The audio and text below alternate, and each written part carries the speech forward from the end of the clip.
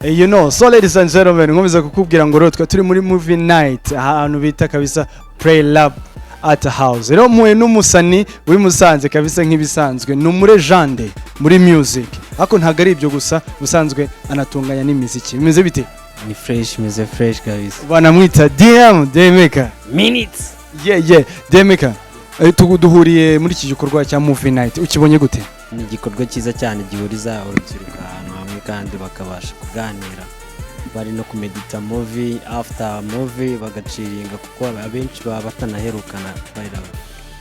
No okay, niwo muhanzi twawe n'abahanzi bagiye batandukanye ariko haje navuga ko haje abahanzi bake b'Imusanze. Ubona ko mu bahanzi b'Imusanze bagiye bitabira iki gikorwa kuki ubwitabira ari buke? Ntago naba mbizi kuko jewe ndakuba naje nuko navuze ati ngomba kuhagera. Last time byabaye ntago nabashije kuhagera kubera akazi, ako today navuze ati ngombe magere ndebe niyo crowd wihari naho abantu baje kugira nijoro ryiza n'abantu baje kureba movie tonight. Usanze bimeze bite Daymaker? Byari perfect. Byari byiza cyane. Ibintu tubyitegeyeho gute muri entertainment? Muri entertainment nuko bigiye kuzamura groove yo kuba twahura. Nta gikorwa gisanzwe kibuza abajene cyangwa urubyiruko havuyemo akabari imipira n'iki ikindi cyaduhuriza hamwe nka entertainment gihoraho ntacyo tugira hano muri Musanze. Ariko iki cyo ndakeka kigiye kuza gihindura ibintu byinshi dore ko abenshi muri weekend tuzajya twisanga hano. Wabuze Daymaker, wabuze aje kureba hano movie night, dushobora kuba twahura.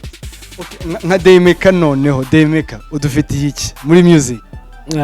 Ni byinshi murabizi kabisa, ntago nicaye all day mba ni mu kazi gukora. Hari album ya Endless Music naso iri abahanzi ariho Betray iririmba, akabaho n'abahanzi benshi bina IMUSANZE ariho Forever DM ariwe, hakabaho Forever DM Benjiva. Nagiye nshira n'amasaifa ndetse nashizeho saifa zijya mu bwoko butatu: saifa 1, saifa 2, saifa 3. Hari abasani benshi abinaha X1 Zero man abasani benshi kabisa, wabireba ugeze social media wabibona. Kuri YouTube ni Minutes na Instagram ni Minutes. Yes, Daymaker wakoze cyane kabisa. Shout out kabisa. Banamwita Daymaker no muhanzi kabisa akaba natunganya n'umuziki. Yo, so ladies and gentlemen, nuko ropo rirangiye, nuko show iragiye, nuko movie night iragiye. Ahantu twari turi ahantu bita PLAYLAB at house. You know, Komina MC Mukapa, the hyper monster, the one and only, the king of the mic. You know, Mr. Vibe. Indi chano usanga ibintu bya danger keretse vibe zacu. You know, niba utarakora subscribe, comment, just do it. You know, so ladies and gentlemen, tuzasubire kabisa mwongeye kukuzanira abantu ba danger. You know, I love you so much my guy. Yeah.